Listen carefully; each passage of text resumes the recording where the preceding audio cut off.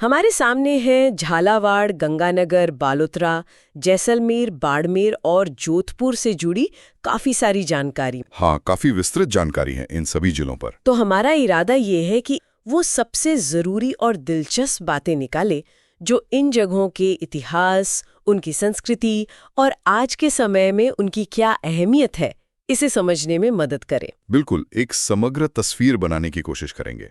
तो चलिए सीधे झालावाड़ से ही शुरू करते हैं। जरूर, झालावाड़ से शुरू करते हैं। झालावाड़ की बात करें तो ये राजस्थान की सबसे नई रियासतों में से एक रही है ना, 1838 में। जी हाँ, बिल्कुल। 1838 में झाला मदन सिंह ने अंग्रेजों से संधि करने के बाद इसे एक स्वतंत्र रियासत के रूप में स्थापित किया था। ये सबसे नवीनतम रियासत मानी जाती है राजस्थान की। और हाँ, एक चीज और, यहाँ सल्तरे इतने होते हैं कि इसे राजस्थान का नागपुर भी कहते हैं। बिल्कुल, ये उपनाम इसकी पहचान बन गया है। संतरा उत्पादन यहाँ की खासियत है। और झालावाड़ का जो ताज है वो है गागरोन का किला। गागरोन किला, हाँ सुना है इसके बारे में। जी, ये आहू और कालेसंद नदियों के संगम पर बना एक शानदार जल दुर्ग है। मतलब चारों तरफ पानी। अच्छा जी। और सबसे हैरत की बात यह है कि ये किला बिना किसी नींव के सीधे चट्टानों पर खड़ा है। बिना नींव के? ये तो कमाल है। हाँ, बहुत अनोखी विशेषता है। इससे पहले डोडगढ़ या धुलरगढ़ भी कहते थे। डोडगढ़, धुलरगढ़, अच्छा। किले के अंदर भी कई महत्वपूर्ण स्थल हैं, जैसे मीठे साहब की दरगाह है। मीठे साहब की दरगाह? हाँ, और औरंगजेब का बनवाया हुआ एक बुलंद दरवाजा भी है। अच्छा, औरंगजेब ने बनवाया था? जी। और प्राचीन मधुसूदन मंदिर भी वहीं स्थित है। और संत पीपा जी, जो दर्जी समुदाय के आराध्य देव माने जाते हैं, उनकी समाधि भी गागरोन किले में ही है। संत पीपा जी की समाधि भी वहीं है? वाह, इतिहास की परतें भी काफी हैं यहाँ। मैंने सुना है कि इसी किले में पृथ्वीराज राठौड़ ने अपनी वो मशहूर रचना लिखी थी। बिल्कुल सही। वेली कृष्ण रुक्मिणी वचनिका, ये प्रसिद्ध रचना इसी किले में लिखी गई थी। और ये किला 2 ऐतिहासिक साकों का गवाह भी रहा है। साका मतलब वो जब राजपूत योद्धा केसरिया पहनकर आखिरी लड़ाई लड़ते थे और महिलाएं जौहर करती थीं। जी बिल्कुल। यहाँ 2 महत्वपूर्ण साके हुए। पहला साका 1423 में हुआ, जब मालवा के सुल्तान होशंग शाह ने आक्रमण किया था। 1423 में? हाँ। और दूसरा साका 1444 में हुआ, जब मालवा के ही महमूद खिलजी प्रथम ने आक्रमण किया। और इसी आक्रमण के बाद उसने किले पर कब्जा करके इसका नाम बदलकर मुस्तफाबाद कर दिया था। अच्छा, मुस्तफाबाद? जी हाँ। ये नाम महमूद खिलजी ने दिया था? जी हाँ। झालावाड़ में और भी किले हैं शायद? हाँ, एक और किला है, मनोहर थाना दुर्ग। ये परवन और कालीखो नदियों के संगम पर बना है। परवन और कालीखो, अच्छा। और फिर आता है झालरापाटन। ये शहर भी बहुत खास है। झालरापाटन घंटियों का शहर कहते हैं इसे, है ना? बिल्कुल सही। यहाँ इतने ज्यादा मंदिर हैं कि इसे सिटी ऑफ बेल्स यानी घंटियों का शहर कहा जाता है।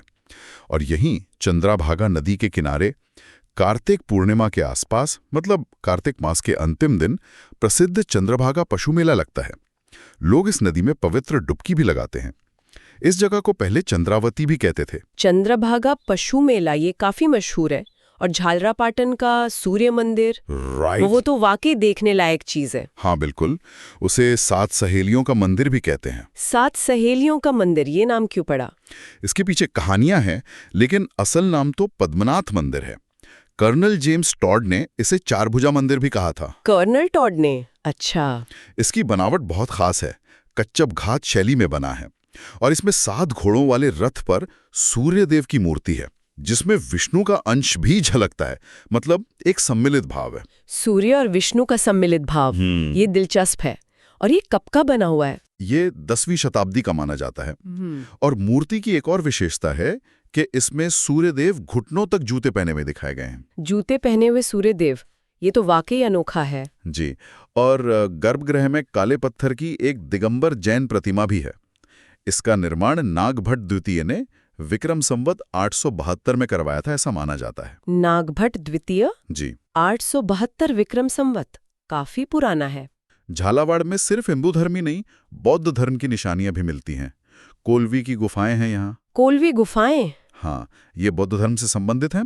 और इनकी वास्तुकला और महत्व को देखते हुए इन्हें राजस्थान की अजंता एलोरा की उपमा दी जाती है। राजस्थान की अजंता एलोरा, वाह। और प्रकृति प्रेमियों के लिए भी कुछ है? बिल्कुल है। मुकुंदरा हिल्स राष्ट्रीय उद्यान, ये कोटा और झालावाड़ दोनों जिलों में फैला हुआ है। मुकुंदरा हिल्स, हाँ, ये तो काफी चर्चा में रहता है। जी। इसे 9 जनवरी 2012 को राष्ट्रीय उद्यान का दर्जा मिला और फिर 10 अप्रैल 2013 को इससे राज्य की तीसरी बाघ परियोजना यानी टाइगर रिजर्व भी घोषित किया गया। तीसरी टाइगर रिजर्व, अच्छा। और यहाँ कोई खास जीव? हाँ, यहाँ का गागरोनी तोता, जिसे हीरामन तोता भी कहते हैं, वो काफी मशहूर है। गागरोनी तोता, समझ गई। अच्छा, यहाँ एक नाट्यशाला भी है जो काफी अनोखी है। हाँ, भवानी नाट्यशाला, ये ओपेरा शैली में बनी है और शायद पूरे राज्य की ये एकमात्र ऐसी नाट्यशाला है। 1921 में इसका निर्माण हुआ था। 1921 में? ओपेरा शैली में? जी, यहाँ ऐतिहासिक नाटक और सांस्कृतिक कार्यक्रम होते रहे हैं। और जैन मंदिरों का भी जिक्र है। हाँ, चांदखेड़ी में प्रसिद्ध जैन मंदिर हैं जो प्रथम जैन तीर्थंकर ऋषभ देव जी को समर्पित हैं, और कोटड़ा व खानपुर जैसे पुरातात्विक स्थल भी हैं जहां हड़प्पा काल के अवशेष मिले हैं। हड़प्पा कालीन स्थल भी। और यहाँ का कोई लोक नृत्य? बिंदौली नृत्य यहाँ का काफी प्रसिद्ध है। बिंदौली नृत्य, ठीक है। और एक काठ का रैन बसेरा का भी जिक्र है। हाँ, वो किशन सागर झील के किनारे था। इसे राजा राजेंद्र सिंह झाला ने लगवाया था। लकड़ी का बना हुआ एक तरह का रेस्ट हाउस। अच्छा, और भौगोलिक रूप से धग गंगाधार का पठार भी इसी क्षेत्र में आता है? जी हाँ, ये झालावाड़ की एक प्रमुख भौगोलिक इकाई है। एक नवलखा दुर्ग का भी जिक्र है यहाँ। हाँ, नवलखा दुर्ग झालावाड़ में है, जिसे पृथ्वी सिंह ने 1800 ईस्वी के आसपास बनवाया था। अच्छा, पृथ्वी सिंह ने। वैसे ये नवलखा नाम से तो राजस्थान में कई और जगह भी है ना? हाँ बिल्कुल, ये नाम काफी प्रचलित रहा है। जैसे देखिए, नवलखा मंदिर है पाली में। पाली में मंदिर? हाँ, नवलखा बावड़ी है डूंगरपुर में, नवलखा दरवाजा है रणथंबोर किले का, नवलखा बुर्ज है चित्तौड़गढ़ में, और नवलखा महल उदयपुर में है। अरे वाह, मंदिर, बावड़ी, दरवाजा, बुर्ज, महल, सब नवलखा। जी, लगता है ये नाम उस जमाने में किसी बहुत कीमती या भव्य चीज के लिए इस्तेमाल होता होगा, जिसकी लागत 9 लाख रही हो या फिर वो बहुत अनमोल हो। हाँ, हो सकता है। चलिए, तो ये थी झालावाड़ की कहानी। काफी कुछ जानने को मिला।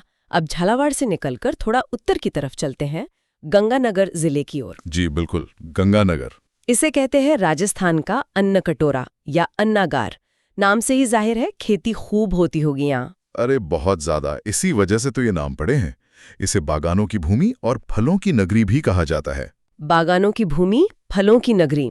अच्छा, और इसका कोई पुराना नाम भी था? हाँ, प्राचीन काल में इस क्षेत्र को योद्धेय प्रदेश के नाम से जाना जाता था। योद्धेय प्रदेश।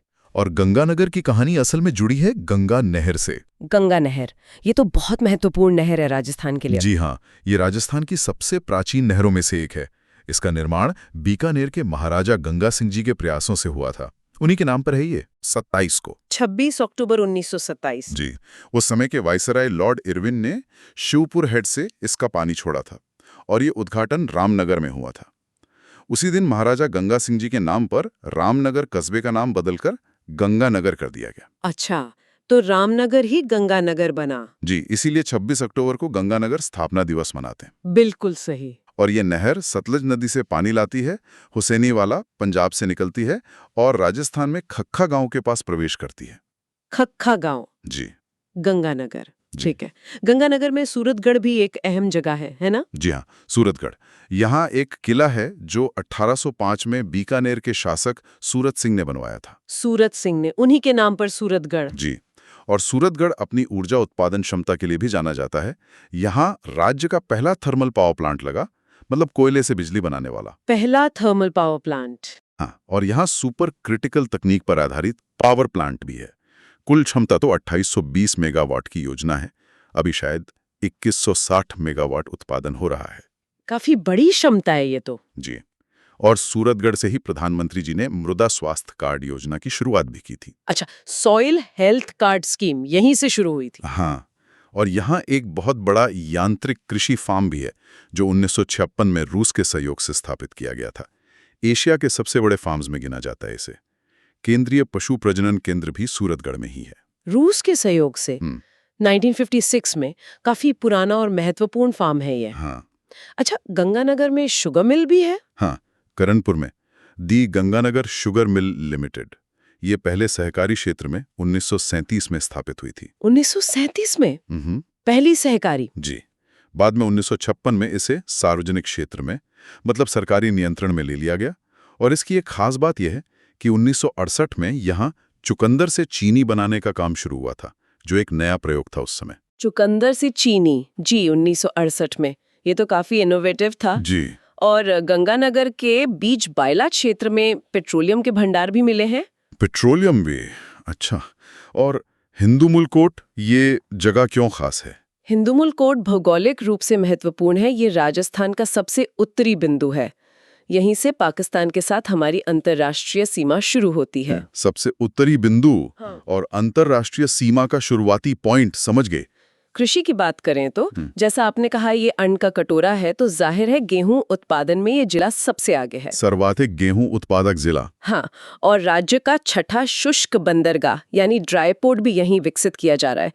यहाँ पंजाब से नजदीकी के कारण सिख आबादी भी राजस्थान में सबसे ज्यादा है। सबसे ज्यादा सिख आबादी वाला जिला। जी। और एक और बात शायद थोड़ी अजीब लगे, लेकिन राजस्थान में सबसे ज्यादा आंधियां भी गंगानगर जिले में ही आती हैं। सबसे ज्यादा आंधियां? अच्छा।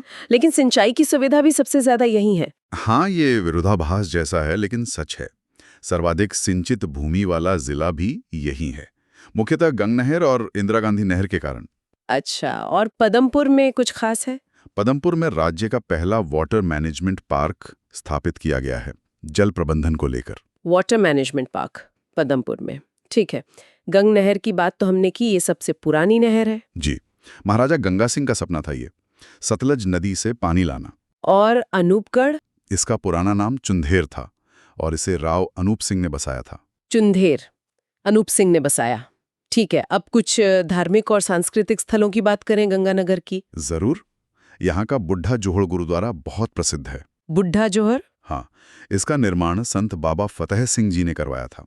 इसकी भव्यता के कारण इसे राजस्थान का स्वर्ण मंदिर की उपमा भी दी जाती है। राजस्थान का स्वर्ण मंदिर? जी। ये तो बड़ी बात है। जी, और यहाँ हर साल श्रावण मास की अमावस्या को बहुत बड़ा मेला लगता है। श्रावण अमावस्या को? इसके अलावा डाडा पंपाराम का डेरा भी एक महत्वपूर्ण धार्मिक स्थल है, जो श्री विजयनगर तहसील में है। यहाँ हर साल फाल्गुन मास में मेला भरता है। डाडा पंपाराम का मेला? हाँ। फाल्गुन में? हाँ। और कोई पुरानी सभ्यता के निशान? हाँ, बरोर गांव में, जो घग्गर नदी के किनारे है, प्राचीन सभ्यता के अवशेष मिले हैं। 2003 में यहाँ खुदाई हुई थी। बरोर सभ्यता, हाँ, घग्गर नदी के किनारे। क्या मिला है यहाँ? यहाँ से काली मिट्टी के मृत भांड, मतलब मिट्टी के बर्तन, और लाजवर्द के मनके मिले हैं। लाजवर्द के मनके? हाँ। अच्छा, आपने घग्गर नदी का जिक्र किया, ये नदी भी तो खास है। जी हाँ, घग्गर नदी, ये आजकल गंगानगर और हनुमानगढ़ जिलों में बहती है। इसके कई प्राचीन नाम हैं: दृश्वती, मृत नदी, नट नदी, हकरा, और कुछ लोग इसे प्राचीन सरस्वती नदी का ही बचा हुआ रूप मानते हैं। सरस्वती नदी? हाँ, ये तो बहुत सुना है। इस पूरे क्षेत्र को प्राचीन काल में योद्धेय प्रदेश कहते थे, और घग्गर के बहाव क्षेत्र को स्थानीय भाषा में नाली कहा जाता है। नाली? इसकी खास बात यह है कि ये राजस्थान में उत्तर दिशा से प्रवेश करने वाली और हिमालय का पानी लाने वाली एकमात्र नदी मानी जाती है। हालांकि अब ये मौसमी नदी है। उत्तर दिशा से आने वाली एकमात्र नदी, और ये जाती कहाँ है? ये आगे बहती हुई पाकिस्तान के फोर्ट अब्बास तक जाती है और वहीं रेगिस्तान में विलुप्त हो जाती है। फोर्ट अब्बास, पाकिस्तान में, ठीक है। और गंगानगर को इंदिरा गांधी नहर से भी तो पानी मिलता है? हाँ बिल्कुल। इंदिरा गांधी नहर परियोजना, जो एशिया की सबसे बड़ी मानव निर्मित नहर और राजस्थान की सबसे बड़ी सिंचाई परियोजना है, उससे भी गंगानगर लाभान्वित होता है, खास तौर पर कंवरसेन लिफ्ट नहर से। कंवरसेन लिफ्ट नहर? जी, ये इंदिरा गांधी नहर की सबसे लंबी लिफ्ट नहर है और सबसे पुरानी भी। इससे बीकानेर और गंगानगर दोनों जिलों को पानी मिलता है। सबसे लंबी और सबसे पुरानी लिफ्ट नहर, ठीक है। और कोई जगह है गंगानगर में? हाँ, कुछ और स्थल भी हैं, जैसे बीजोर गांव के पास लैला मजनू की मजार बताई जाती है। लैला मजनू की मजार, अच्छा। और डाबला गांव में भी एक बड़ा गुरुद्वारा है, गुरुद्वारा बुढ़ा जोहड़ के अलावा। इसे राज्य का सबसे बड़ा गुरुद्वारा कहते हैं, 1954 में बना था, बाबा फतेह सिंह जी की देखरेख में। डाडा पंपाराम डेरा की बात हमने की विजयनगर में, जहां फाल्गुन में मेला लगता है। हाँ, डाडा पंपाराम डेरा। और एक और कृषि फार्म है, जैतसर कृषि फार्म। ये 1964 में कनाडा के सहयोग से स्थापित हुआ था। ये राज्य का दूसरा सबसे बड़ा यांत्रिक कृषि फार्म है, सूरतगढ़ वाले के बाद। जैतसर, कनाडा के सहयोग से दूसरा सबसे बड़ा। गंगानगर का इतिहास सिर्फ नहरों और खेती से ही नहीं जुड़ा, यहाँ किसान आंदोलन भी हुए हैं। जी हाँ, हाल के वर्षों में 2004 में रावला घड़साना में पानी की समस्या को लेकर एक बड़ा किसान आंदोलन हुआ था। 2004 में रावला घड़साना। हाँ, इसका नेतृत्व हेतराम बेनीवाल जैसे नेताओं ने किया। दुर्भाग्य से 27 अक्टूबर 2004 को पुलिस गोलीकांड भी हुआ। बाद में इसकी जांच के लिए केजरीवाल और गोयल आयोग बनाए गए थे। गोलीकांड भी हुआ, केजरीवाल आयोग, अच्छा। और आजादी से पहले का भी कोई जिक्र है? हाँ, बीकानेर रियासत के समय का 30 जून 1946 को रायसिंह नगर में प्रजा परिषद के कार्यकर्ता बीरबल सिंह पुलिस की गोली से शहीद हो गए थे। बीरबल सिंह, 30 जून 1946, रायसिंह नगर। जी, उनकी शहादत के बाद बीकानेर रियासत ने 17 जुलाई 1946 को बीरबल दिवस मनाने की घोषणा की थी। बीरबल दिवस, 17 जुलाई 1946, ये महत्वपूर्ण घटनाएं हैं। चलिए अब गंगानगर से आगे बढ़ते हैं और एक नए बने जिले की तरफ रुख करते हैं, बालोतरा। जी, बालोतरा, ये अभी हाल ही में बना है। हाँ, 7 अगस्त 2023 को बाड़मेर जिले से अलग करके बनाया गया है, रामलुभाया समिति की सिफारिश पर। जी, रामलुभाया समिति। ये इलाका लूनी नदी के बेसिन में आता है ना? और शायद नदी के प्रदूषण और बाढ़ की समस्या भी रहती है यहाँ। हाँ, लूनी नदी बालोतरा शहर के पास से गुजरती है और यहाँ रंगाई छपाई उद्योग के कारण प्रदूषण की समस्या रहती है। क्योंकि ये नदी के निचले हिस्से में है तो कभी-कभी बाढ़ का खतरा भी रहता है। और ये रंगाई छपाई उद्योग के लिए ही तो मशहूर है बालोतरा। बिल्कुल, बालोतरा की मुख्य पहचान ही रंगाई और छपाई उद्योग है, खासतौर पर अजरक प्रिंट और मलीर प्रिंट। अच्छा, अजरक और मलीर प्रिंट, इनमें क्या फर्क है? अजरक प्रिंट में मुख्य रूप से लाल और नीले रंगों का प्रयोग होता है, जबकि मलीर प्रिंट में काला और कत्थई रंग प्रमुख होते हैं। दोनों की अपनी अपनी खासियत है। मोहम्मद यासीन छीपा मलीर प्रिंट के एक प्रसिद्ध कलाकार हैं। अच्छा, लाल नीला अजरक में और काला कत्थई मलीर में। ठीक है। बालोतरा में एक बहुत पुराना किला भी है शायद, सिवाना दुर्ग। जी हाँ, सिवाना दुर्ग, ये हल्देश्वर पहाड़ी पर बना एक गिरी दुर्ग है। इसे 10वीं सदी के आसपास वीर नारायण पवार ने बनवाया था। वीर नारायण पवार ने, हल्देश्वर पहाड़ी पर। ये किला सामरिक दृष्टि से बहुत महत्वपूर्ण रहा है। इसे मारवाड़ के राजाओं की शरण स्थली कहा जाता था। जब भी जोधपुर पर संकट आता था, राजा यहाँ शरण लेते थे। इसे जालौर दुर्ग की कुंजी भी कहते थे। मारवाड़ के राजाओं की शरण स्थली और जालौर दुर्ग की कुंजी, मतलब काफी अहमियत थी इसकी। जी हाँ, और यहाँ 1308 में पहला साका और जौहर हुआ था, जब अलाउद्दीन खिलजी ने आक्रमण किया था। उस समय यहाँ का शासक सातल देव चौहान था। 1308 में सातल देव के समय? हाँ, और किले पर कब्जा करने के बाद अलाउद्दीन खिलजी ने इसका नाम बदलकर खैराबाद रख दिया था। खैराबाद, ये नाम अलाउद्दीन खिलजी ने दिया। और ये सिवाना क्षेत्र घोड़ों के लिए भी प्रसिद्ध है। हाँ, सिवाना का क्षेत्र मालानी नस्ल के घोड़ों के लिए जाना जाता है। और यहीं पास में आलम जी का धोरा है, जिसे घोड़ों का तीर्थ स्थल माना जाता है। आलम जी का धोरा, घोड़ों का तीर्थ स्थल। बालोतरा में एक पशु मेला भी बहुत प्रसिद्ध है, मल्लीनाथ पशु मेला। जी हाँ, मल्लीनाथ पशु मेला, ये तिलवाड़ा में लूनी नदी के किनारे भरता है और ये राजस्थान का सबसे प्राचीन पशु मेला माना जाता है। सबसे प्राचीन? कब लगता है ये? ये चैत्र महीने में लगता है, चैत्र कृष्ण एकादशी से चैत्र शुक्ल एकादशी तक। इसकी शुरुआत जोधपुर के शासक उदय सिंह के समय हुई थी, ऐसा माना जाता है। उदय सिंह के समय, चैत्र महीने में। और नाकोड़ा जी, वो भी बालोतरा जिले में आ गए हैं आप? जी हाँ, नाकोड़ा एक प्रसिद्ध जैन तीर्थस्थल है जो अब बालोतरा जिले में है। यहाँ भगवान पार्श्वनाथ का भव्य मंदिर है। ये स्थान इतना प्रसिद्ध है कि इसे राजस्थान का मेवानगर भी कहा जाता है। राजस्थान का मेवानगर, नाकोड़ा जी, ठीक है। यहाँ 56 की पहाड़ियों का भी जिक्र आता है? हाँ, 56 की पहाड़ियाँ ये बालोतरा और बाड़मेर जिले में फैली हुई हैं। इनकी आकृति गोलाकार है। यहाँ ये ध्यान रखना जरूरी है कि 56 का मैदान अलग है, वो बांसवाड़ा और प्रतापगढ़ में माही नदी के बेसिन में है। अच्छा, 56 की पहाड़ियाँ बालोतरा बाड़मेर में और 56 का मैदान बांसवाड़ा प्रतापगढ़ में। ये कंफ्यूजन हो सकता है। जी बिल्कुल। इन पहाड़ियों में ही नाकोड़ा और हल्देश्वर जैसे स्थल हैं। और बाइतू, यहाँ खेमा बाबा का मेला लगता है। जी, बाइतू तहसील भी अब बालोतरा में है और यहाँ खेमा बाबा का प्रसिद्ध मेला भरता है। और मारवाड़ के राठौड़ों की कुल देवी नागणेची माता का मंदिर। हाँ, नागणेची माता का जो मुख्य मंदिर है वो नागाणा गांव में है, जो अब बालोतरा जिले में है। ये मारवाड़ के राठौड़ राजवंश की कुल देवी हैं। नागाणा गांव, बालोतरा। कहा जाता है कि इनकी लकड़ी की मूर्ति मारवाड़ के शासक राव दोहड़ कर्नाटक से लाए थे। इन्हें चक्रेश्वरी देवी भी कहते हैं। वैसे इनका एक मंदिर मेहरानगढ़ दुर्ग जोधपुर में भी है, जिसे राव जोधा ने बनवाया था। राव दुहड़ कर्नाटक से लाए थे, चक्रेश्वरी देवी, और एक मंदिर मेहरानगढ़ में भी।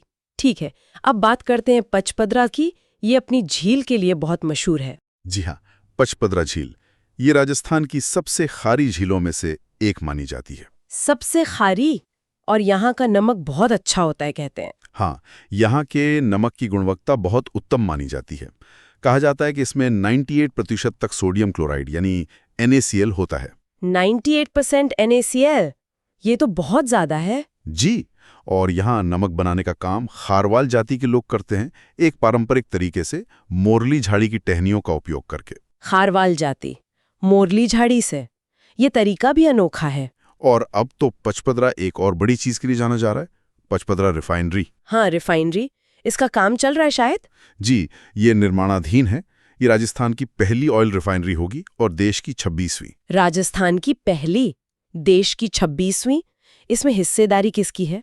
इसमें HPCL Hindustan petroleum corporation limited का 74% और राजस्थान सरकार का 26% हिस्सा है। HPCL 74%, राजस्थान 26%। और लागत कितनी है? इसकी अनुमानित लागत करीब 43,129 करोड़ रुपए बताई जा रही है। अरे वाह, 43,000 करोड़! ये तो बहुत बड़ा प्रोजेक्ट है। और इसमें खास क्या है? हाँ, ये देश का पहला ऐसा प्रोजेक्ट है जो रिफाइनरी के साथ साथ पेट्रोकेमिकल कॉम्प्लेक्स भी होगा। और ये इको फ्रेंडली भी होगी, BS6 मानक का ईंधन उत्पादन करेगी।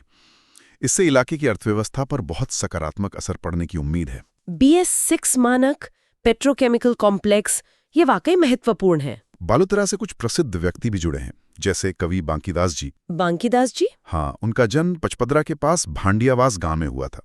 वो जोधपुर के महाराजा मानसिंह के काव्य गुरु थे। उनकी बांकीदासरी ख्यात बहुत प्रसिद्ध है और उनका एक गीत आयो अंग्रेज मुल्क रे ऊपर भी बहुत मशहूर हुआ था। आयो अंग्रेज मुल्क रे ऊपर, हाँ ये तो सुना है। बांकीदास जी पचपदरा के थे? जी, और तिलवाड़ा, जहां मल्लीनाथ पशु मेला लगता है, वो एक मध्य पाषाणकालीन पुरातात्विक स्थल भी है। तिलवाड़ा मध्य पाषाणकालीन स्थल भी है। और आसोत्रा गांव है यहाँ, जहां ब्रह्मा जी का दूसरा प्रसिद्ध मंदिर है। अच्छा, ब्रह्मा जी का दूसरा मंदिर, पहला तो पुष्कर में है। जी, मुख्य मंदिर पुष्कर में है। ये आसोत्रा वाला मंदिर 1984 में संत खेताराम जी महाराज ने बनवाया था।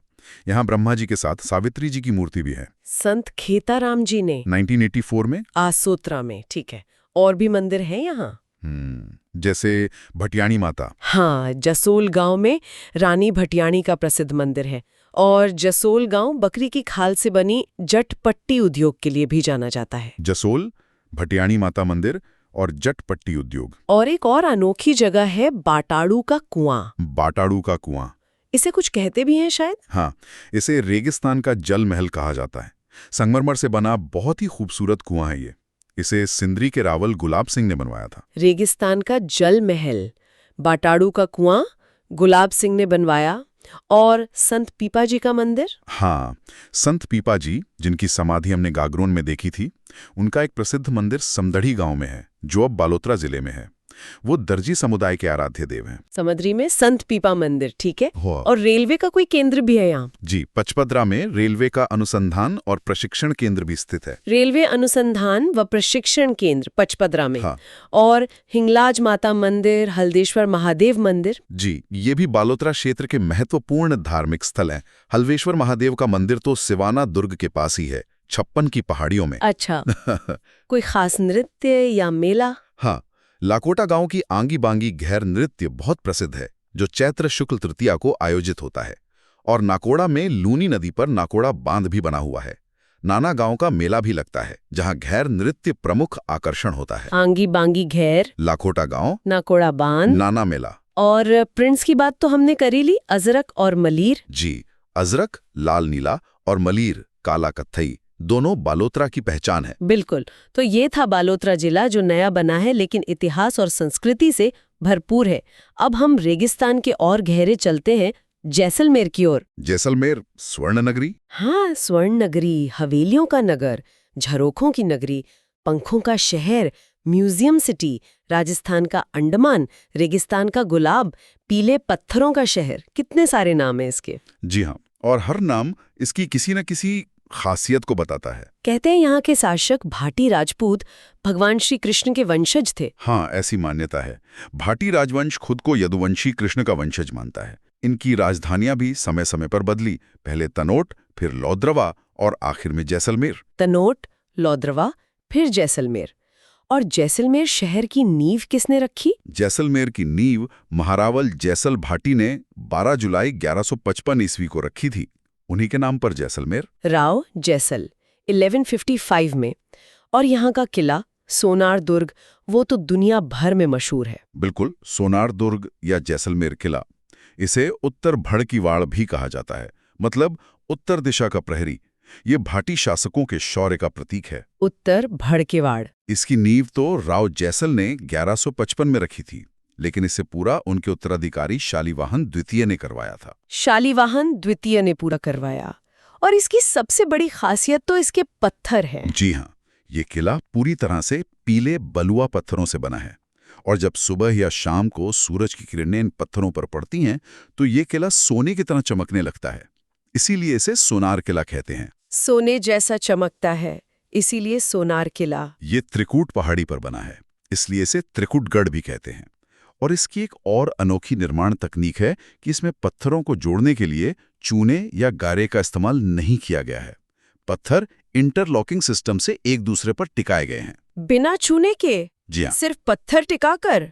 ये तो अद्भुत इंजीनियरिंग है। जी, इसीलिए शायद अबुल फजल ने इसके बारे में कहा था कि यहाँ पहुँचने के लिए पत्थर की टांगें चाहिए, मतलब यहाँ पहुँचना बहुत मुश्किल था। पत्थर की टांगें चाहिए? हाँ, अबुल फजल ने कहा था। और इसमें बुर्ज बहुत है। हाँ, राजस्थान के सभी किलों में सबसे ज्यादा बुर्ज इसी किले में है, पूरे 99 बुर्ज। 99 बुर्ज, सर्वाधिक। और इसे यूनेस्को ने भी मान्यता दी है। जी हाँ, 21 जून 2013 को राजस्थान के 6 पहाड़ी किलों के साथ इसे भी यूनेस्को की विश्व धरोहर सूची में शामिल किया गया था। 2013 में विश्व धरोहर, ये तो बड़ी उपलब्धि है। सोनार किला अपने 2.5 साके के लिए भी बहुत जाना जाता है। ये 2.5 साका क्या है? हाँ, ये एक महत्वपूर्ण ऐतिहासिक घटना है। जैसलमेर में कुल 2.5 साके हुए माने जाते हैं। पहला और दूसरा साका तो पूरा हुआ, जिसमें योद्धाओं ने केसरिया किया और वीरांगनाओं ने जौहर। लेकिन तीसरा साका जो 1550 ईस्वी में हुआ, उसे अर्ध साका यानी आधा साका कहा जाता है। आधा साका? ऐसा क्यों? क्योंकि उस समय कंधार के शासक अमीर अली ने धोखे से किले पर आक्रमण कर दिया था। उस समय यहाँ के शासक राव लूणकरण थे। भाटी वीरों ने केसरिया बाना पहनकर युद्ध तो किया और वीरगति पाई, लेकिन परिस्थितियां ऐसी बनी कि रानियां जौहर नहीं कर पाईं। इसलिए इसे आधा साका गिना जाता है। अच्छा, केसरिया हुआ पर जौहर नहीं हो पाया, इसलिए 2.5 साके। जी। जैसलमेर सिर्फ किले के लिए ही नहीं, अपनी शानदार हवेलियों के लिए भी जाना जाता है। बिल्कुल, यहाँ की हवेलियां अपनी बारीक पत्थर की जाली और झरोखों की नक्काशी के लिए दुनिया भर में प्रसिद्ध हैं। कौन कौन सी हवेलियां खास हैं? पटवों की हवेली का नाम तो बहुत सुना है। हाँ, पटवों की हवेली सबसे प्रसिद्ध है। ये असल में 5 हवेलियों का एक समूह है, जिसे एक धनी व्यापारी गुमानचंद बाफना पटवा ने अपने 5 बेटों के लिए बनवाया था। गुमानचंद पटवा ने 5 हवेलियां। फिर है सालिम सिंह की हवेली। ये सोनार किले के पास ही पूर्वी ढलान पर है। इसे जैसलमेर के दीवान मेहता सालिम सिंह ने बनवाया था। दीवान सालिम सिंह ने? इसकी ऊपरी मंजिलें बहुत खास थीं, जिन्हें जहाज महल जैसा रूप दिया गया था। मूल रूप से ये 9 खंडों की थी, लेकिन ऊपर की 2 मंजिलें जो लकड़ी की बनी थीं और रंग महल या शीश महल कहलाती थीं, उन्हें बाद में हटा दिया गया। अभी 7 मंजिलें हैं। 9 खंड, ऊपर की 2 लकड़ी की हटा दी। अच्छा। और नथमल की हवेली? हाँ, नथमल जी की हवेली भी बहुत खूबसूरत है। इसे 2 भाइयों हाथी और लालू ने मिलकर बनाया था, जो उस समय के प्रसिद्ध शिल्पकार थे। हाथी और लालू 2 भाइयों ने बनाई? कमाल की कारीगरी होगी इनमें। जी, पत्थर पर की गई नक्काशी लाजवाब है। जैसलमेर का जिक्र हो और सम का नाम ना आए, ऐसा तो हो ही नहीं सकता। बिल्कुल। सम गांव ये अपनी रेत के टीलों, जिन्हें धोरे कहते हैं, के लिए प्रसिद्ध है। ये एक ऐसा क्षेत्र है जो लगभग पूरी तरह से वनस्पति रहित है, मतलब पेड़ पौधे नहीं है, सिर्फ रेत ही रेत। पूर्णतया वनस्पति रहित? जी, ये डेजर्ट नेशनल पार्क यानी राष्ट्रीय मरु उद्यान क्षेत्र में आता है, और ये क्षेत्रफल के हिसाब से राजस्थान की सबसे बड़ी ग्राम पंचायत भी है। इसे राजस्थान का थंडरबोल्ट भी कहते हैं। राजस्थान का थंडरबोल्ट। सम और ओला गांव? ओला गांव में हाल ही में करीब 60,000 से 1 लाख साल पुरानी पाषाणकालीन सामग्री मिली है, जिससे इस क्षेत्र के प्राचीन इतिहास पर और रोशनी पड़ी है। 60,000 से 1 लाख साल पुरानी? अच्छा। और बड़ा बाग? बड़ा बाग जैसलमेर के भाटी राजवंश का शाही शमशान घाट है। यहाँ जैसलमेर के महारावलों और राज परिवार के अन्य सदस्यों की कलात्मक छतरियां बनी हुई हैं। शाही समाधि स्थल, छतरियां? जी, यहाँ की पहली छतरी महारावल जैत सिंह की है, जो उनके पुत्र लूणकरण ने 1528 ईस्वी के आसपास बनवाई थी। पहली छतरी जैत सिंह की लूणकरण ने बनवाई। और चांदन गांव, उसे कुछ कहते हैं शायद? हाँ, चांदन गांव को थार का घड़ा कहा जाता है। थार का घड़ा? जी। क्यों? क्योंकि यहाँ मीठे पानी का एक नलकूप है जो रेगिस्तान के इस इलाके में बहुत बड़ी नेमत है, इसलिए इसे थार का घड़ा कहते हैं। मीठे पानी का नलकूप, इसलिए थार का घड़ा। समझ गई। और किले के अंदर कोई लाइब्रेरी भी है? हाँ, जैसलमेर दुर्ग के अंदर एक प्राचीन भूमिगत जैन ग्रंथ भंडार है, जिनभवरसुरी ग्रंथ भंडार। यहाँ ताड़पत्रों और कागज पर लिखे हुए बहुत पुराने हस्तलिखित ग्रंथ सुरक्षित हैं। ये बहुत महत्वपूर्ण संग्रह है। जिनभद्रसुरी ग्रंथ भंडार, प्राचीन हस्तलिखित ग्रंथ, ये तो अनमोल धरोहर है। अब बात करते हैं राष्ट्रीय मरु उद्यान की। ये जैसलमेर और बाड़मेर दोनों में फैला है ना? जी हाँ, डेजर्ट नेशनल पार्क। इसका ज्यादातर हिस्सा जैसलमेर में है और कुछ बाड़मेर में। इसे 4 अगस्त 1980 को अभयारण्य घोषित किया गया था। इसका कुल क्षेत्रफल लगभग 3162 वर्ग किलोमीटर है, जो इसे राजस्थान का सबसे बड़ा अभयारण्यों में से एक बनाता है। 3162 वर्ग किलोमीटर काफी बड़ा है। और ये किसके लिए प्रसिद्ध है? ये मुख्य रूप से राज्य पक्षी गोड़ावण, ग्रेट इंडियन बस्टर्ड, के संरक्षण के लिए जाना जाता है। इसे गोड़ावण का घर भी कहते हैं। इसके अलावा यहाँ रेगिस्तानी लोमड़ी, चिंकारा और कई अन्य रेगिस्तानी जीव और पक्षी पाए जाते हैं। गोडावण का घर, ये याद रखना जरूरी है। और रामगढ़? रामगढ़ में एशिया का सबसे ऊंचा टीवी टावर स्थापित किया गया था और यहाँ राजस्थान का पहला गैस आधारित विद्युत संयंत्र भी है। एशिया का सबसे ऊंचा टीवी टावर और पहला gas based power plant Ramgarh में। और पोखरण, ये नाम तो सबको याद होगा। जी हाँ, पोखरण। यहाँ के पास खेतोलाई गांव में भारत ने अपने परमाणु परीक्षण किए थे। खेतोलाई गांव? पहला परीक्षण 18 मई 1974 को हुआ था, जिसका कोड नाम स्माइलिंग बुद्धा था। और दूसरा परीक्षण 11 और 13 मई 1998 को हुए थे, जिन्हें ऑपरेशन शक्ति नाम दिया गया था। स्माइलिंग बुद्धा 1974 और ऑपरेशन शक्ति 1998। पोखरण जैसलमेर? जैसलमेर में प्राकृतिक संसाधन भी मिले हैं, जैसे घोटारू में। घोटारू? यहाँ क्या मिला है? घोटारू में हीलियम गैस के भंडार मिले हैं और राजस्थान में पहली बार प्राकृतिक गैस की खोज भी यहीं हुई थी। हीलियम गैस और पहली प्राकृतिक गैस घोटारू। और जैसलमेर से पहले भाटी शासकों की राजधानी लौद्रवा थी। हाँ, तनोट के बाद लौद्रवा। जी। लौद्रवा ऐतिहासिक रूप से बहुत महत्वपूर्ण रहा है।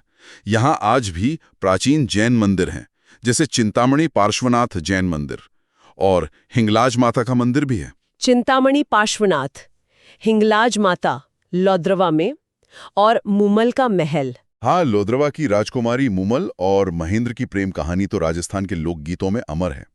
मुमल का महल, जिसे मुमल की मेढ़ी कहते हैं, उसके अवशेष लौद्रवा में देखे जा सकते हैं। मुमल की मेढ़ी, लौद्रवा। और गढ़सीसर झील। गढ़सीसर झील जैसलमेर शहर के पास एक खूबसूरत कृत्रिम झील है।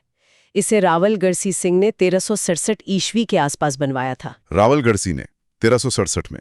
इसके किनारे कलात्मक प्रवेश द्वार, मंदिर और महल बने हुए हैं। बीच में सुंदर छतरियां हैं। ये 1965 तक जैसलमेर शहर के लिए पीने के पानी का मुख्य स्रोत हुआ करती थी। 1965 तक पेयजल स्रोत, गढ़सीसर झील। जैसलमेर में एक और पार्क है जो बहुत अनोखा है, आकल वुड फॉसिल पार्क। जी हाँ, आकल गांव के पास।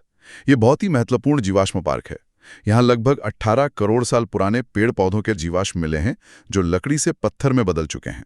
18 करोड़ साल पुराने, जुरासिक काल के? जी, ये उस समय के हैं जब यहाँ समुद्र लहराता था और घने जंगल थे। ये प्रमाण है कि थार का रेगिस्तान हमेशा से रेगिस्तान नहीं था। ये तो कमाल की जानकारी है। और मोहनगढ़? मोहनगढ़ में राज्य का चारा अनुसंधान केंद्र स्थित है। चारा अनुसंधान केंद्र, मोहनगढ़। और रामदेवरा, ये तो बहुत बड़ा तीर्थ स्थल है। जी हाँ, रामदेवरा, इसे रोनेचा के नाम से भी जाना जाता है।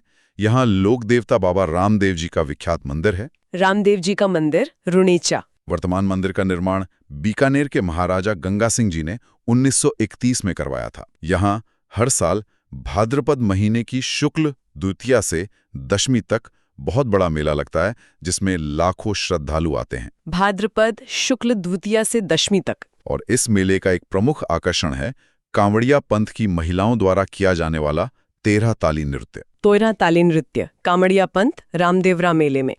और भुज झील एक मीठे पानी की झील है जो काकनी या मसुरदी नदी के पानी से बनती है। एक छोटी बरसाती नदी है। काकनी या मसुरदी नदी से भुज झील, ठीक है। जैसलमेर में माता के मंदिर भी बहुत प्रसिद्ध हैं। एक तो तनोट माता का मंदिर। हाँ, तनोट माता, इनकी तो बात ही अलग है। जी, मंदिर तनोट में है।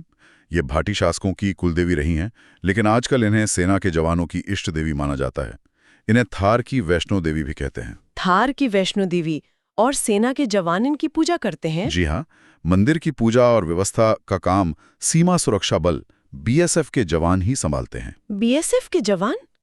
ये तो बहुत अनोखी बात है। और ये मंदिर 1965 और 1971 के भारत-पाक युद्ध का गवाह भी है। कहते हैं कि युद्ध के दौरान मंदिर परिसर में गिरे कई पाकिस्तानी बम फटे नहीं थे। इसे माता का चमत्कार माना जाता है। वो बम आज भी मंदिर में रखे हैं। बम फटे नहीं, वाकई चमत्कार है। और चुंगी तीर्थ मेला? हाँ, ये भी जैसलमेर में लगता है।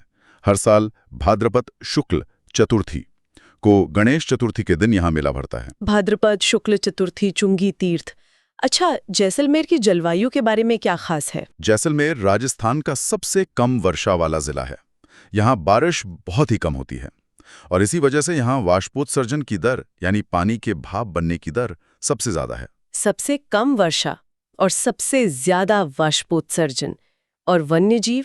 गुड़ावण की बात तो हमने की। इसके अलावा यहाँ शाहगढ़ बल क्षेत्र को भारत सरकार ने चीतों के पुनर्वास और पालन के लिए चुना है।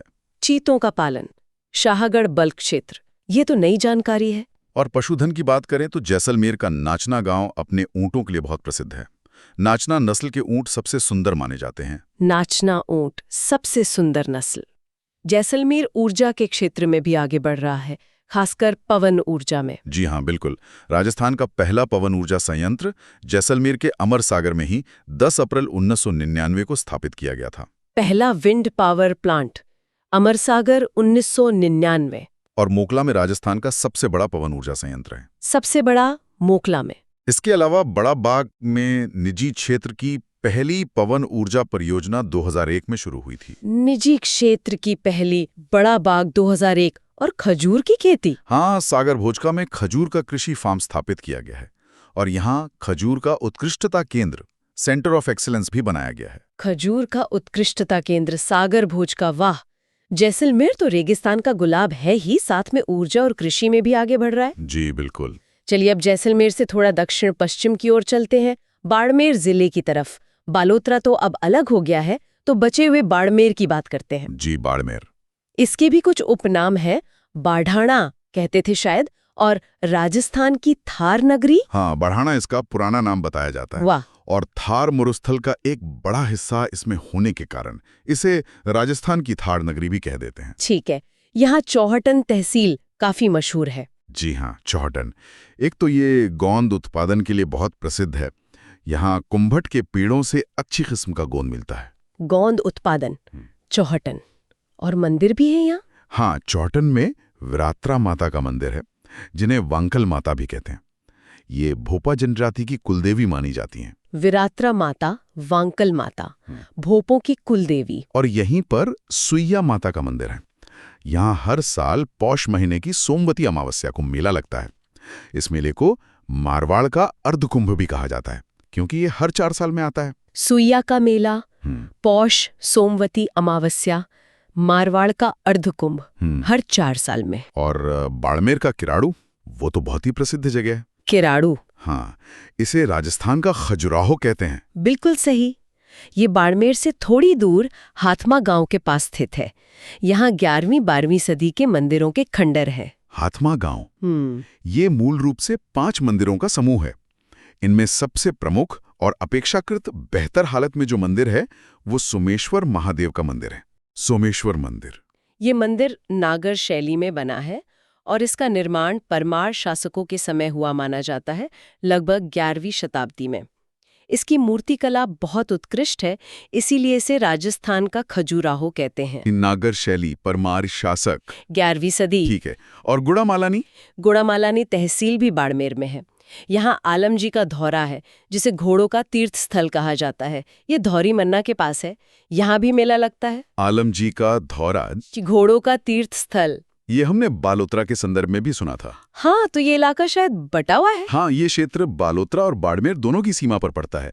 आलम जी का धौरा मुख्य रूप से गुड़ामालानी बाड़मेर में आता है और ये क्षेत्र अब तेल उत्पादन के लिए भी जाना जाता है। नर्मदा नहर परियोजना का पानी भी यहाँ सिंचाई के लिए पहुँचता है। अच्छा, तेल क्षेत्र और नर्मदा नहर, गुड़ामालानी। बाड़मेर की शिव तहसील में भी कुछ खास है। कोटड़ा गांव। हाँ, शिव तहसील के कोटड़ा गांव में भाखरी नाम की पहाड़ी पर कोटड़ा का दुर्ग बना हुआ है। इसे परमार शासकों ने बनवाया था। कोटड़ा का दुर्ग, भाखरी पहाड़ी, परमार शासक। और उडू कश्मीर गांव? उडू कश्मीर गांव लोक देवता बाबा रामदेव जी की जन्मस्थली माना जाता है। रामदेव जी को सांप्रदायिक सद्भावना का प्रतीक माना जाता है। रामदेव जी का जन्म स्थान उडू कश्मीर, शिव तहसील। और अघोरिया गांव? अघोरिया गांव में सौर ऊर्जा पर आधारित एक इकाई संयंत्र लगाया गया है। सौर ऊर्जा संयंत्र, अघोरिया। और कवास? यहाँ कुछ हुआ था शायद। हाँ, कवास एक तो जिप्सम के भंडारों के लिए जाना जाता है और दूसरा 2006 में यहाँ अचानक आई बाढ़ के कारण ये काफी चर्चा में रहा था। जिप्सम की परत के कारण पानी जमीन में नहीं जा पाया था। 2006 की बाढ़, कवास और मुनाबाब? मुनाबाब रेलवे स्टेशन भारत और पाकिस्तान के बीच चलने वाली थार एक्सप्रेस ट्रेन का राजस्थान में पहला स्टेशन हुआ करता था। ये भारत का आखिरी रेलवे स्टेशन है इस रूट पर। थार एक्सप्रेस का पहला स्टेशन मुनाबाब। और जैसे हमने पहले बात की, बाड़मेर आजकल सबसे ज्यादा चर्चा में है अपने पेट्रोलियम भंडारों के कारण। हाँ, बाड़मेर सांचौर बेसिन। बिल्कुल, ये राजस्थान का एक प्रमुख पेट्रोलियम उत्पादक क्षेत्र बन गया है। यहाँ पहला तेल का कुआं था मंगला। मंगला, हाँ, ये नाम तो बहुत सुना था। कब शुरू हुआ उत्पादन? मंगला से तेल उत्पादन 29 अगस्त 2009 को शुरू हुआ था। ये भारत की पिछले कई दशकों में हुई सबसे बड़ी तेल खोजों में से एक थी। 29 अगस्त 2009, मंगला। और इसके बाद? इसके बाद तो कई और तेल क्षेत्रों की खोज हुई। जैसे मंगला के बाद भाग्यम, फिर ऐश्वर्या, नागेश्वरी, विजया, सरस्वती, वंदना, शक्ति, कामेश्वरी, कई सारे कुएं मिले। भाग्यम, ऐश्वर्या, ये नाम भी फिल्मों से प्रेरित लगते हैं। हाँ, कुछ नाम वैसे ही रखे गए। इन खोजों ने बाड़मेर और राजस्थान की अर्थव्यवस्था को काफी बढ़ावा दिया है। राजस्थान में कुल कितने पेट्रोलियम बेसिन है? राजस्थान में कुल 4 पेट्रोलियम संभाव्य बेसिन पहचाने गए हैं। 4 बेसिन कौन कौन से? एक तो यही बाड़मेर सांचौर बेसिन, दूसरा जैसलमेर बेसिन, तीसरा बीकानेर नागौर बेसिन और चौथा विंध्यन बेसिन जो कोटा बूंदी की तरफ है। बाड़मेर, सांचौर, जैसलमेर, बीकानेर नागौर और विंध्यन। और ये कितने जिलों में फैले हैं? ये चारों बेसिन कुल मिलाकर राजस्थान के 14 जिलों में फैले हुए हैं और इनकी क्षमता को देखते हुए भारत सरकार ने इन्हें श्रेणी 1 में अपग्रेड कर दिया है। श्रेणी 1? इसका क्या मतलब है? इसका मतलब है कि अब ये बेसिन भारत के प्रमुख उत्पादक बेसिन जैसे बॉम्बे हाई, कैम्बे, गुजरात और असम के बराबर माने जाते हैं। ये बहुत बड़ी बात है। बॉम्बे हाई और असम के बराबर? ये तो वाकई बड़ी उपलब्धि है। और ऊर्जा संयंत्र? हाँ, बाड़मेर में भाद्रेश में एक निजी क्षेत्र का बड़ा पावर प्लांट है जिसे राज वेस्ट कंपनी संचालित करती है और गिरल में लिग्नाइट कोयले पर आधारित विद्युत संयंत्र है। भाद्रेश पावर प्लांट और गिरल में लिग्नाइट बेस्ड। बाड़मेर में कोई महोत्सव भी होते हैं? हाँ, यहाँ बैलून महोत्सव और थार महोत्सव का आयोजन होता है जो पर्यटन को बढ़ावा देते हैं। बलून महोत्सव और थार महोत्सव। और पुरातत्व, बोदरा गांव में लघु पाषाण काल के हथियार और मिट्टी के बर्तन मिले हैं। लघु पाषाण शस्त्र, बोदरा। पशुधन के मामले में बाड़मेर कैसा है? बाड़मेर राजस्थान का सर्वाधिक पशुधन वाला जिला है। यहाँ बकरियां, भेड़ें और गधे सबसे ज्यादा पाए जाते हैं। सर्वाधिक पशुधन, बकरी, भेड़, गधे सबसे ज्यादा। और राष्ट्रीय मरु उद्यान? हाँ, डेजर्ट नेशनल पार्क का कुछ हिस्सा बाड़मेर जिले में भी आता है। लगभग 1262 वर्ग किलोमीटर। 1262 वर्ग किलोमीटर बाड़मेर में। और गडरा रोड? गडरा रोड इंदिरा गांधी नहर परियोजना का अंतिम बिंदु माना जाता था। इसे अब बाबा रामदेव शाखा के नाम से जाना जाता है। इंदिरा गांधी नहर का अंतिम बिंदु गडरा रोड, रामदेव शाखा। जी ठीक है, तो ये थी बाड़मेर की कहानी जो अब तेल और ऊर्जा के कारण एक नई पहचान बना रहा है। अब आखिर में चलते हैं मारवाड़ की राजधानी सूर्यनगरी जोधपुर। जी, जोधपुर। इसके तो कई नाम हैं। सूर्यनगरी, मरुस्थल का प्रवेश द्वार, राजस्थान की विधि नगरी क्योंकि हाईकोर्ट यहाँ है, हैंडीक्राफ्ट सिटी और राजस्थान की सांस्कृतिक राजधानी। बिल्कुल, ये सारे नाम जोधपुर की अलग अलग पहचान को दर्शाते हैं। सूर्य की पहली किरणें यहाँ पड़ती दिखती हैं, इसलिए सूर्यनगरी।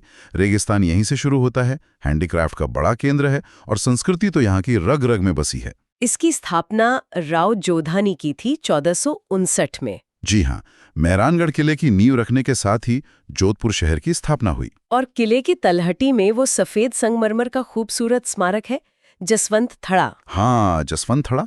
इसे राजस्थान का ताजमहल भी कहते हैं। राजस्थान का ताजमहल। जी, इसकी सुंदरता के कारण ये मेहरानगढ़ की तलहटी में ही है। इसे महाराजा सरदार सिंह ने 1899 में अपने पिता महाराजा जसवंत सिंह द्वितीय की याद में बनवाया था। सरदार सिंह ने पिता जसवंत सिंह द्वितीय की याद में 1899 भी कई छोटी बड़ी छतरियां बनी हुई हैं। शाही शमशान जैसा। अच्छा, और शहर में वो भव्य पैलेस है, छीतर पैलेस। हाँ, उम्मेद भवन पैलेस। इसे छीतर पहाड़ी के पत्थरों से बनाया गया है, इसलिए इसे छीतर पैलेस भी कहते हैं। उम्मेद भवन पैलेस छीतर पत्थर से बना। इसे किसने बनवाया था? इसे महाराजा उम्मेद सिंह जी ने बनवाया था। इसकी नींव 18 नवंबर 1928 को रखी गई थी और ये 1940 में बनकर तैयार हुआ। 1928 से 1940, काफी समय लगा। हाँ, और इसका निर्माण करवाने का मुख्य उद्देश्य उस समय पड़े भयंकर अकाल के दौरान लोगों को रोजगार देना था। मतलब ये एक अकाल राहत कार्य के तहत बनवाया गया था। अकाल राहत कार्य के तहत? ये तो बहुत बड़ी और नेक सोच थी। जी, दुनिया के सबसे बड़े निजी आवासों में से एक है ये। आजकल इसका एक हिस्सा होटल है, एक म्यूजियम और एक हिस्सा आज भी शाही परिवार के पास है। अब आते हैं जोधपुर के किले पर, मेहरानगढ़। मेहरानगढ़ दुर्ग, जोधपुर की शान। इसका निर्माण 1459 में राव जोधा ने चिड़ियाटूक पहाड़ी पर करवाया था। चिड़ियाटूक पहाड़ी। इसके कई उपनाम भी हैं, जैसे मयूर ध्वजगढ़ क्योंकि इसकी आकृति मोर जैसी लगती है, और गढ़ चिंतामणि। मयूर ध्वजगढ़, गढ़ चिंतामणि। और किले के अंदर कई भव्य महल हैं, जैसे फूल महल जिसे महाराजा अभय सिंह ने बनवाया था, और मोती महल जिसे महाराजा सूर सिंह ने बनवाया था। फूल महल अभय सिंह, मोती महल सूर सिंह। किले के कई प्रवेश द्वार हैं। एक है फतेहपोल, जिसे महाराजा अजीत सिंह ने मुगलों पर जीत के उपलक्ष्य में बनवाया था, जब जोधपुर से मुगल खालसा समाप्त हुआ था। एक फतेह महल भी है, वो भी अजीत सिंह ने बनवाया। फतेहपोल और फतेह महल अजीत सिंह ने बनवाए, और यहाँ तोपें भी रखी हैं। हाँ, किले की प्राचीर पर कई ऐतिहासिक तोपें रखी हैं, जैसे किलकिला तोप, शंभू बाण, गजनी खां। ये सब अपने समय की शक्तिशाली तोपें थीं। किलकिला, शंभू बाण, गजनी खां। किले में भूरे खां की मजार भी है और एक महत्वपूर्ण स्थल है श्रृंगार चौकी। किले में मानसिंह पुस्तक प्रकाश नाम का एक समृद्ध पुस्तकालय भी है। मानसिंह पुस्तक प्रकाश पुस्तकालय, और वो किपलिंग वाली बात? हाँ, प्रसिद्ध लेखक रुडयार्ड किपलिंग जब मेहरानगढ़ आए तो इसकी भव्यता देखकर इतने प्रभावित हुए कि उन्होंने कहा कि ये किला शायद परियों और फरिश्तों द्वारा बनाया गया है, इंसानों द्वारा नहीं। परियों व फरिश्तों से निर्मित, क्या खूब कहा है। जोधपुर का जिक्र हो और खेजड़ली गांव की बात ना हो, ये तो हो ही नहीं सकता। बिल्कुल नहीं। खेजड़ली का बलिदान तो विश्व इतिहास में पेलों के लिए दिया गया अद्वितीय बलिदान है। कब की घटना है ये? ये घटना 1730 ईस्वी की है, जब जोधपुर के महाराजा अभय सिंह थे। उनके हाकिम गिरधर दास भंडारी महल बनाने के लिए लकड़ी काटने खेजड़ली गांव पहुंचे। 1730, अभय सिंह के समय। वहां बिश्नोई समाज के लोगों ने पेड़ों को काटने का विरोध किया। अमृता देवी बिश्नोई के नेतृत्व में लोग पेड़ों से चिपक गए, लेकिन सैनिकों ने पेड़ों के साथ साथ लोगों को भी काट दिया। इस बलिदान में कुल 363 बिश्नोई स्त्री पुरुष शहीद हुए थे। 363 लोग पेड़ों को बचाने के लिए। अमृता देवी बिश्नोई, ये तो रोंगटे खड़े कर देने वाली घटना है। जी, उनकी याद में यहाँ हर साल भाद्रपद महीने के शुक्ल दशमी को एक विशाल मेला भरता है, जो विश्व का एकमात्र वृक्ष मेला माना जाता है। भाद्रपद शुक्ल दशमी, विश्व का एकमात्र वृक्ष मेला। और इसी घटना की स्मृति में राजस्थान सरकार ने 1994 से अमृता देवी बिश्नोई वन्य जीव संरक्षण पुरस्कार देना शुरू किया। पहला पुरस्कार पाली के गंगा सिंह बिश्नोई को मिला था। अमृता देवी पुरस्कार 1994 से। और खेजड़ी दिवस? हाँ, हर साल 12 सितंबर को खेजड़ी दिवस मनाया जाता है। इसकी शुरुआत 1978 में हुई थी। खेजड़ी राजस्थान का राज्य वृक्ष भी है। 12 सितंबर खेजड़ी दिवस। बिल्कुल। जोधपुर कला और संस्कृति का भी बड़ा केंद्र रहा है। रूपायन संस्थान का नाम आता है। जी हाँ, रूपायन संस्थान। इसकी स्थापना 1960 में कोमल कोठारी और विजयदान देथा बिज्जी ने मिलकर की थी। कोमल कोठारी और विजयदान देथा। इसका उद्देश्य राजस्थानी लोक कलाओं, संगीत और साहित्य का संरक्षण और संवर्धन करना था। इसने लोक कलाकारों को अंतर्राष्ट्रीय मंच प्रदान करने में बहुत महत्वपूर्ण भूमिका निभाई। ये संस्थान बोरुंदा गांव में स्थित है। बोरुंदा में लोक कलाकारों को अंतर्राष्ट्रीय मंच, बहुत बड़ा काम किया इन्होंने। यहाँ का कोई खास नृत्य, घुड़ला नृत्य? हाँ, घुड़ला नृत्य मारवाड़ का, खासकर जोधपुर का प्रसिद्ध लोक नृत्य है। ये चैत्र महीने में शीतलाष्टमी के आसपास महिलाओं द्वारा किया जाता है। इसमें महिलाएं सिर पर एक छिद्रित मटका रखती हैं जिसके अंदर दीपक जला होता है और फिर नृत्य करती हैं। छिद्रित मटके में दीपक रखकर घुड़ला नृत्य। जोधपुर के पास घटियाला से कुछ पुराने शिलालेख भी मिले हैं। घटियाला शिलालेख? हाँ, इनसे मंडोर के शासकों और खासकर प्रतिहार वंश की उत्पत्ति के बारे में जानकारी मिलती है। इसमें बताया गया है कि प्रतिहारों के गुरु हरिचंद्र की 2 पत्नियां थीं और 4 पुत्र थे, जिनसे प्रतिहार वंश की अलग अलग शाखाएं चलीं। प्रतिहारों के गुरु हरिचंद्र, घटियाला शिलालेख और भीम भड़क कायलाना झील के रास्ते में एक प्राचीन शिव गुफा मंदिर है। ऐसी किंवदंती है कि पांडवों ने अपने अज्ञातवास के दौरान यहाँ शिवलिंग की पूजा की थी। पांडवों से जुड़ी जगह भीम भड़क। और धींगा बेतमार, ये क्या है? धींगा गवर या धींगा बेतमार गणगौर का ही एक रूप है जो मारवाड़, खासकर जोधपुर में मनाया जाता है। इसमें महिलाएं बेत लेकर पुरुषों को मारती हैं। ये एक पारंपरिक त्योहार है। बेत लेकर मारती हैं? धींगा गवर। अच्छा, जोधपुर में वन्य जीवों के लिए भी स्थान है, जैसे माचिया सफारी जैविक उद्यान। ये भारत का पहला मरु वानस्पतिक उद्यान भी है। पहला मरु वानस्पतिक उद्यान, माचिया सफारी। हाँ। और गुढ़ा बिश्नोईयान। हाँ, गुढ़ा बिश्नोईयान एक संरक्षित क्षेत्र है जो वन्य जीवों, खासकर काले हिरणों के संरक्षण के लिए जाना जाता है। धावाडोली अभयारण्य भी काले हिरणों के लिए प्रसिद्ध है। गुढ़ा बिश्नोईयान, धावाडोली काले हिरणों के लिए। और बालासोर गांव में देश का पहला सौर ऊर्जा चालित फ्रिज स्थापित किया गया था। देश का पहला सोलर फ्रिज बालासोर में। वाह। अब बात करते हैं मंडोर की। ये जोधपुर से भी पुराना है। जी हाँ, मंडोर जोधपुर से पहले मारवाड़ की राजधानी थी। इसका प्राचीन नाम मांडव्यपुर था। मांडव्यपुर। ये गुर्जर प्रतिहार वंश की स्थापना का केंद्र भी रहा। गुर्जर प्रतिहार वंश की स्थापना राजा हरीशचंद्र ने यहीं की थी। मुहणोत नैणसी ने अपनी ख्यात में गुर्जर प्रतिहारों की 26 शाखाओं का उल्लेख किया है, जिनमें मंडोर शाखा सबसे प्राचीन और महत्वपूर्ण मानी जाती है। गुर्जर प्रतिहारों की राजधानी मंडोर। मंडोर में देखने लायक कई चीजें हैं, जैसे एक थंबा महल। एक थंबा महल? हाँ, इसे महाराजा अजीत सिंह ने बनवाया था। इसे प्रहरी मीनार भी कहते हैं। यहाँ जोधपुर के राठौर शासकों की छतरियां और देवल भी बने हुए हैं। राठौर शासकों की छतरियां मंडोर में। और रावण का मंदिर? हाँ, मंडोर में उत्तर भारत का एकमात्र रावण मंदिर भी है। मंडोर को रावण का ससुराल माना जाता है क्योंकि मंदोदरी यहीं की थी। रावण का ससुराल मंडोर, इसीलिए रावण मंदिर। यहाँ श्रावण मास के अंतिम सोमवार को वीरपुरी का मेला भी लगता है। वीरपुरी का मेला मंडोर। जोधपुर के पास ओसियां भी एक महत्वपूर्ण ऐतिहासिक स्थल है। ओसियां, हाँ, मंदिरों के लिए प्रसिद्ध है। जी हाँ, इसे राजस्थान का भुवनेश्वर कहा जाता है क्योंकि यहाँ बहुत सारे प्राचीन और कलात्मक मंदिर हैं। राजस्थान का भुवनेश्वर, ओसियां। इन मंदिरों का निर्माण मुख्यतः प्रतिहार शासक वत्सराज के समय हुआ था और ये पंचायतन शैली में बने हैं। वत्सराज के समय पंचायतन शैली। कौन सा मंदिर सबसे प्रमुख है? यहाँ सच्चाई माता का मंदिर सबसे प्रसिद्ध है, जो ओसवाल जैन और हिंदू समुदाय की कुलदेवी मानी जाती हैं। इसके अलावा सूर्य मंदिर, हरिहर मंदिर भी महत्वपूर्ण है। सच्चाई माता मंदिर, ओसवालों की कुलदेवी, ओसियान और बिलाड़ा। बिलाड़ा में एक तो राज्य का अश्व प्रजनन केंद्र है अश्व प्रजनन केंद्र बिलाड़ा। और यहाँ आई माता का प्रसिद्ध मंदिर है जो सीरवी जाति की कुलदेवी हैं। कहते हैं इनके मंदिर में दीपक की लौ से केसर टपकता है। आई माता, सीरवी जाति की कुलदेवी, दीपक से केसर, ये तो अद्भुत है। बिलाड़ा में लूनी नदी पर पिच्याक बांध भी बना हुआ है जिसे जसवंत सागर बांध भी कहते हैं। पिच्याक बांध, जसवंत सागर, लूनी नदी पर। जोधपुर में कई महत्वपूर्ण राष्ट्रीय अनुसंधान संस्थान भी हैं, जैसे काजरी। जी हाँ, काजरी यानी central arid zone research institute, केंद्रीय शुष्क क्षेत्र अनुसंधान संस्थान। इसकी स्थापना 1959 में ऑस्ट्रेलिया और यूनेस्को के सहयोग से हुई थी। 1959 ऑस्ट्रेलिया और यूनेस्को के सहयोग से।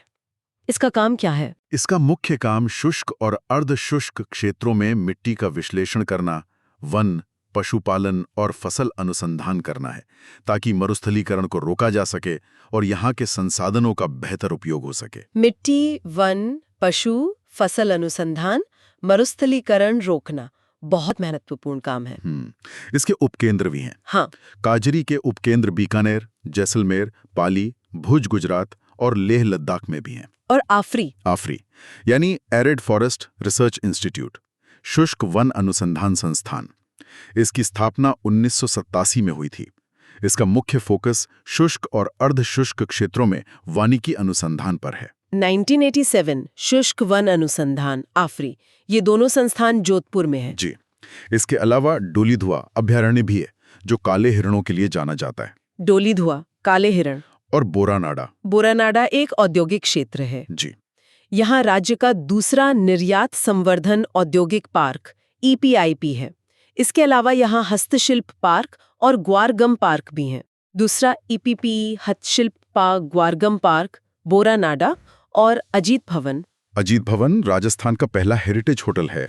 इसका निर्माण महाराजा हनवंत सिंह के प्रधानमंत्री सर अजीत सिंह जी ने करवाया था। पहला हेरिटेज होटल अजीत भवन सर अजीत सिंह ने बनवाया। और चोखेलाम महल मेहरानगढ़ किले के अंदर ही है। इसे मारवाड़ के प्रतापी शासक राव मालदेव ने बनवाया था, जिन्हें हशमत वाला शासक भी कहा जाता है। चोखेलाम महल मेहरानगढ़ में मालदेव ने बनवाया। जोधपुर में कुछ झीलें भी हैं, जैसे बालसमंद झील। ये एक कृत्रिम झील है जिसे 1159 ईस्वी में परिहार शासक बालक राव ने बनवाया था। 1159? हाँ। बालक राव परिहार। हाँ, काफी पुरानी है ये तो। जी। और कायलाना झील, ये तो काफी लोग जाते हैं। हाँ, ये एक प्राकृतिक झील है जिसका आधुनिकीकरण 1872 में सर प्रताप सिंह ने करवाया था। इसी के पास माचिया सफारी पार्क है। इस झील में राजीव गांधी लिफ्ट नहर से पानी लाया जाता है। प्राकृतिक झील, आधुनिकीकरण सर प्रताप ने करवाया, पास में माचिया सफारी। और माचिया सफारी मृगवन। हाँ, माचिया सफारी मृगवन की स्थापना 1985 में हुई थी। अब थोड़ा इतिहास में चलते हैं। राव मालदेव के युद्धों का जिक्र आता है। जी हाँ, राव मालदेव बहुत शक्तिशाली शासक थे। उनके दो प्रमुख युद्ध बहुत प्रसिद्ध हैं। एक तो पाहेबा या साहेबा का युद्ध। पाहेबा साहेबा का युद्ध कब और किससे हुआ? ये 1541-42 में बीकानेर के शासक राव जैतसी के साथ हुआ था, जिसमें मालदेव विजयी रहे और राव जैतसी मारे गए। मालदेव जीते, राव मारे गए। और दूसरा और सबसे प्रसिद्ध युद्ध है सुमेलगिरी का युद्ध, जो 5 जनवरी 1544 को हुआ था। सुमेलगिरी 5 जनवरी 1544। हाँ। ये किससे हुआ? ये युद्ध दिल्ली के सुल्तान शेरशाह सूरी के साथ हुआ था। इस युद्ध में मालदेव के वीर सेना नायक जेता और कूपा लड़ते हुए शहीद हो गए थे। जेता और कूपा शहीद हुए। ये बहुत भयंकर युद्ध था और शेरशाह सूरी बहुत मुश्किल से जीता था। युद्ध के बाद शेरशाह सूरी ने कहा था कि मैं एक मुट्ठी भर बाजरे के लिए हिंदुस्तान की बादशाहत खो देता। एक मुट्ठी भर बाजरे के लिए हिंदुस्तान की बादशाहत खो देता। ये कथन बहुत प्रसिद्ध है। ये किस किताब में लिखा है? इसका उल्लेख अब्बास खान सरवानी की तारीख़ शेरशाही और याहिया बिन अहमद सरहिंदी की किताबों में मिलता है। तारीख़ शेरशाही, ठीक है। जोधपुर में शिक्षा और कला के क्षेत्र में अकादमियां भी हैं? जी हाँ, राजस्थान संगीत नाटक अकादमी जोधपुर में स्थित है, जिसकी स्थापना 1957 में हुई थी। राजस्थान संगीत नाटक अकादमी 1957, जोधपुर। और विश्वविद्यालय? जोधपुर में राजस्थान का पहला आयुर्वेद विश्वविद्यालय स्थापित किया गया है, डॉक्टर सर्वपल्ली राधाकृष्णन, राजस्थान आयुर्वेद विश्वविद्यालय। पहला आयुर्वेद विवि, जोधपुर। इसके अलावा सरदार पटेल पुलिस सुरक्षा और आपराधिक न्याय विश्वविद्यालय भी यहीं है। हाँ राजस्थान का राष्ट्रीय विधि विश्वविद्यालय NLU भी जोधपुर में है। हाँ। और केंद्रीय ऊन विकास बोर्ड का मुख्यालय भी जोधपुर में है। पुलिस यूनिवर्सिटी, लॉ यूनिवर्सिटी, केंद्रीय ऊन विकास बोर्ड, काफी संस्थानें यहाँ। जी। और भी कुछ छोटे मोटे स्थल हैं, जैसे गमता गाजी की मीनार, एक मीनार मस्जिद, गुलाब खां का मकबरा, ताना पीर की दरगाह, धिंगा गवर की बात हमने की। चामुंडा माता का मेला भी मेहरानगढ़ में होता है, खासकर नवरात्रों में। चामुंडा माता का मेला, मेहरानगढ़। और न्यायिक और प्रशासनिक संस्थानों की बात करें तो सबसे महत्वपूर्ण है राजस्थान उच्च न्यायालय। हाँ, राजस्थान हाई कोर्ट। इसकी मुख्य पीठ जोधपुर में है। जी। इसकी स्थापना तो 1949 में जयपुर में हुई थी, लेकिन 1956 में सत्यनारायण राव समिति की सिफारिश पर इसे जोधपुर स्थानांतरित कर दिया गया। 1949 जयपुर में स्थापना, 1956 में सत्यनारायण राव समिति की सिफारिश पर जोधपुर ट्रांसफर। इसके पहले मुख्य न्यायाधीश श्री कमलकांत वर्मा थे। जयपुर में इसकी एक पीठ 1977 में दोबारा स्थापित की गई थी। बीच में 1958 में इसे भंग कर दिया गया था, फिर पुनर्गठित हुई। पहले chief justice Kamalkant Verma, Jaipur bench 1977 से। ठीक है। और प्राच्य विधा प्रतिष्ठान? हाँ, राजस्थान प्राच्य विधा प्रतिष्ठान। इसकी स्थापना 1950 में एक संस्कृत मंडल के रूप में हुई थी, जिसे 1955 में पुनर्गठित करके ये नाम दिया गया। इसका काम प्राचीन पांडुलिपियों और हस्तलिखित ग्रंथों का संरक्षण और प्रकाशन करना है। ये भी जोधपुर में है। प्राच्य विधा प्रतिष्ठान 1950-1955, पांडुलिपि संरक्षण, जोधपुर। तो ये थी हमारी आज की विस्तृत यात्रा। झालावाड़, गंगानगर, बालोतरा, जैसलमेर, बाड़मेर और जोधपुर। हर जगह का अपना अलग रंग, अपनी अलग कहानी, अपना अलग इतिहास और भूगोल। बिल्कुल। हमने देखा कि कैसे कहीं पानी से घिरे किले हैं, तो कहीं रेगिस्तान के बीच सुनहरी इमारतें, कहीं नहरों ने आकर हरियाली ला दी, तो कहीं जमीन के नीचे से निकले तेल ने इलाके की किस्मत बदल दी। इतिहास की घटनाएं, भूगोल की विशेषताएं और लोगों की संस्कृति, सब कैसे एक दूसरे से गुंथी हुई हैं इस सब जगहों में। एक अद्भुत संगम है ये। सही कहा।